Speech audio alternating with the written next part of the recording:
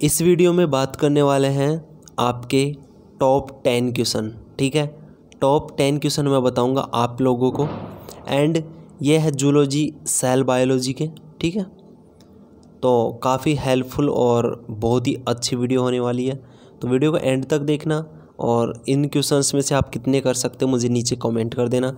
10 के साथ में बहुत कुछ एक्स्ट्रा भी सीखने वाले हो जो आपको अथवा में और में क्वेश्चन मिलने वाले हैं। तो फर्स्ट क्वेश्चन है आपका अर्धसूत्री विभाजन की प्रोफेज, ये होती है अवस्था। ओके, और सेकेंड है लैम्प ब्रश क्रोमोसोम यानी गुणसूत्र, जिन्हें आप समझते हो यानी कि आपको पता होगा। ये 2018 में क्वेश्चन आए थे। एंड मैं आपको एक चीज़ बताना चाहूँगा, अगर इनके आंसर देखना चाहते हो तो आपको प्लेलिस्ट में जाना होगा, वहाँ जूलॉजी की एंड सेल बायोलॉजी की अलग से प्लेलिस्ट मिल जाएगी, उसको आप चेक कर सकते हो। अब मैं चलता हूँ आपके सेकंड क्वेश्चन की तरफ, और आपका सेकंड क्वेश्चन है यूकैरियोटिक में डीएनए की पुनरावृत्ति का जहाँ पर वर्णन करना है। और ये क्वेश्चन आया था 13 में, 16 में और 18 में, यानी कि हर 1-2 साल छोड़ के एक बार आता है। तो अब की बार भी संभावना बनती है कि 2021 में ये क्वेश्चन आ जाए। तो भाई अच्छे से आपको पता होना चाहिए यूकैरियोटिक प्रोकैरियोटिक डीएनए क्या है इसके बारे में, और बहुत कुछ जानना ज़रूरी होता है क्योंकि एग्ज़ाम में कोई सा भी क्वेश्चन आपसे पूछ लिया जाता है। क्वेश्चन नंबर 3 के बारे ऊपर आते हैं, और यहाँ पर आपसे बात हो रही है अर्धसूत्री एवं समसूत्री विभाजन।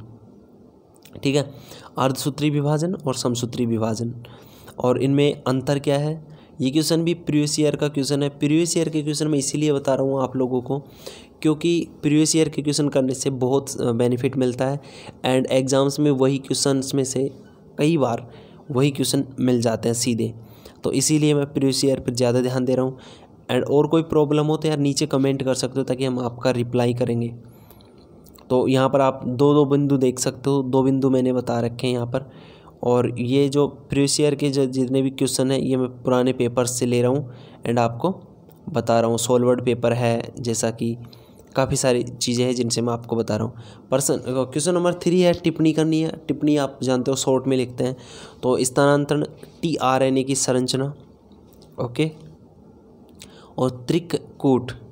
तो यहाँ पर ये भी क्वेश्चन आपके 18, 15, 12, 16 में, 13 में ऐसे ऐसे ये क्वेश्चन आए हुए हैं, और इनके बारे में आप डिटेल में पढ़ सकते हो।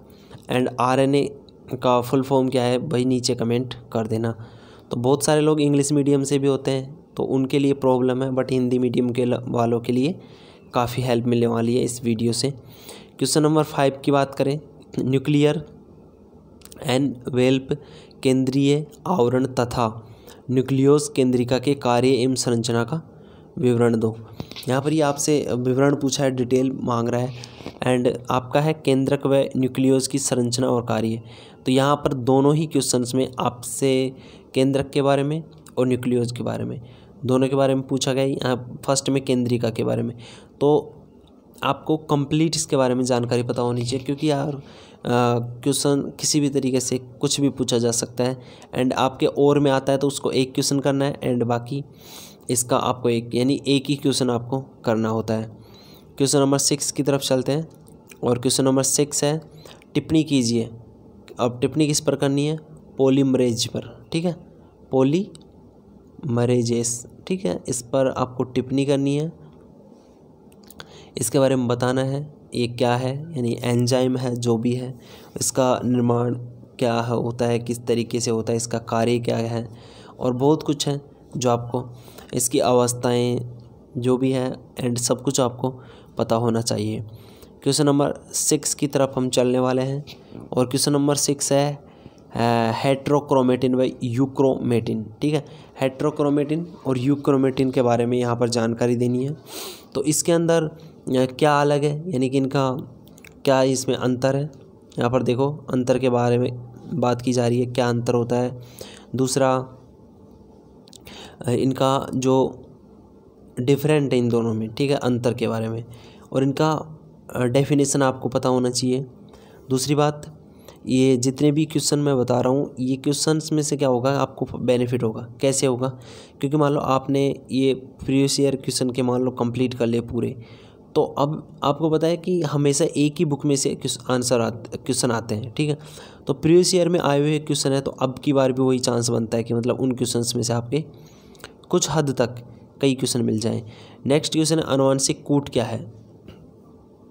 एक होता है त्रिक्कूट, एक होता है अनुवांशिक कूट। त्रिक्कूट के बारे में अभी मैंने कुछ ही देर पहले बात की है, और ये है अनुवांशिक कूट, जेनेटिक कोड, ठीक है। तो ये किससे प्रोटीन अणु के संश्लेषण के लिए डीएनए के सारों में सूचनाओं के संकेत निहित होते हैं। समझ रहे हो आप बात को? प्रोटीन अणु के संश्लेषण के लिए, प्रोटीन के जो अणु होते हैं उनका संश्लेषण कौन करता है भाई, और डीएनए के सारों में सूचनाओं के संकेत निहित होते हैं। यहाँ पर जेनेटिक कोड के बारे में बात की जा रही है, तो इसके बारे में भाई फुल डिटेल में पढ़ना होगा, वर्णन करवाएगा। तो यहाँ पर फुल फॉर्म भी पता होनी चाहिए, और इस किस तरीके से काम करता है, ये सारी चीज़ें आपको पता होनी चाहिए। क्वेश्चन नंबर आपका 9 है, कोशिका चक्र सेल साइकिल के बारे में पढ़ना है। कोशिकाओं में वृद्धि और इसकी विभिन्न अवस्था, कोशिकाओं का चक्र, कोशिका का निर्माण, कोशिका का विभाजन, पूर्ण विभाजन, ये सारी चीज़ें आपको पता होनी चाहिए।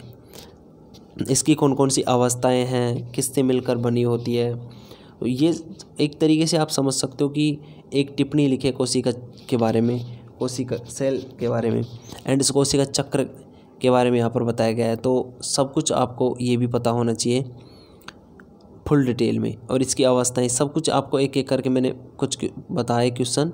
और लास्ट क्वेश्चन आपका बचता है प्रोटीन संश्लेषण की क्रियाविधि। अब प्रोटीन का निर्माण कितने अम्लों से होता है, एंड राइबोसोम, इसके बारे में, इससे रिलेटेड जितने भी क्वेश्चन आपके दिमाग में क्लियर होने चाहिए। उसके अलावा काफ़ी सारी चीज़ें हैं कि आपको इनका जो प्रकार है, इनके द्वारा स्रावित और इनसे बंद कौन कौन से बनते हैं, बहुत सारी चीज़ें जो आपको क्लियर होनी चाहिए। और आप, मैं बता दूं, एग्ज़ाम के दृष्टि से यानी बेटर, अगर आप पिछले 5 ईयर के क्वेश्चन कंप्लीट करते हो प्रीवियस ईयर के, तो आपको बहुत बेनिफिट होगा। और दूसरी बात, प्लेलिस्ट में जाओ, वहाँ पर बहुत सारी क्लास करवाई है, उनको आप देख सकते हो। दूसरी बात, आप कोई भी प्रॉब्लम आती है तो नीचे कमेंट बॉक्स में अपना कमेंट करो, ठीक है, जिससे हम आपका रिप्लाई करेंगे।